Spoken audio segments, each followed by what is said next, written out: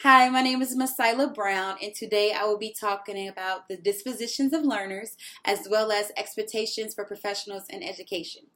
So I wanted to start off with the two dispositions that I feel the most confident in and makes me a successful teacher. The first being compassion.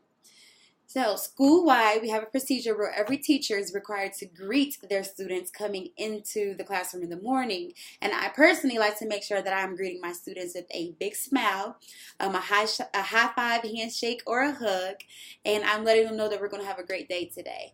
And if there is any problem that I can take care of before the student get into the classroom, I'm making sure I do that. I often hear that they weren't able to get a lunch. They're hungry. So I keep extra snacks in my classroom. I keep extra breakfasts in the classroom so a student is not upset or not able to focus because they didn't get to eat that morning.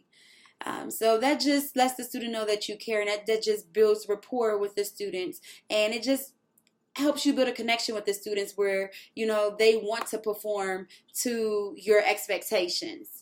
So I'm constantly talking to students about what they like outside of school. We have to even write about some of those activities that they love, or those movies, or those people that they like oh so much. And once again, that helps build rapport. And not only does it help build rapport, but it allows you to use that as a moment to bring them back in, or to capture them when speaking on certain subjects, and you know that they like this or that. You just throw it in there and you have their attention right away. So it also makes them interested in learning. So I like to often use names and activities or interests in tests or readings or quizzes. So it just piques interest, and it allows them to begin to recognize words that they may have had to ask me to spell before. Now that I know that that's what they like and that's what they write about often, now they're able to identify these words in the first grade, which is pretty impressive, and spell these words in the first grade. The second disposition that I feel makes me a successful teacher is curiosity. So we use a curriculum that asks higher order questions daily. So we have to use this curriculum daily, and it doesn't always ask literal, questions where you need questions where you need a literal answer. Sometimes, a lot of times, students are having to think outside the box. They are having to think creatively, and that creatively may be with science and math, or that may be with the arts. You never know. I like to think I'm a creative person, and I promote that creativity inside of the classroom. And I'm constantly asking them, relate it back to real life. So let's ask ourselves, why does this even matter? If they're able to answer the question, what does this mean for me, or why does this matter, or how will I use this in the future, they're more likely to want to learn that information.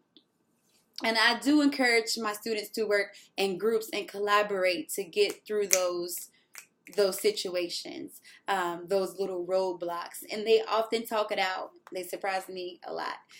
So moving on to expectations of professionals in the workplace.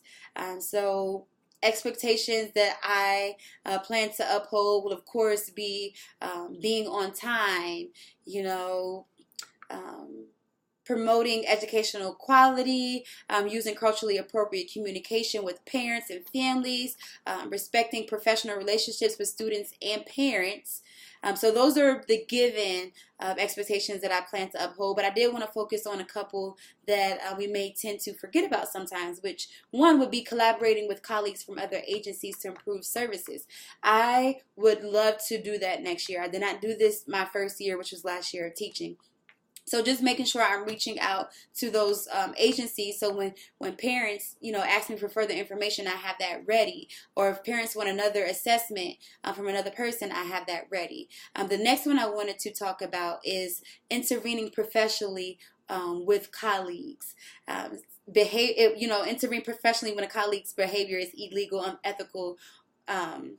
Yeah, sometimes we don't like to speak on things that we see, but we know that it happens. Sometimes children are labeled bad or behavior issues, so they may be treated a certain way from a certain teacher, and it is our duty to report that. So those are the expectations that I plan to uphold, and just making sure that I do collaborate with agencies and making sure that I do report any behavior that is unethical.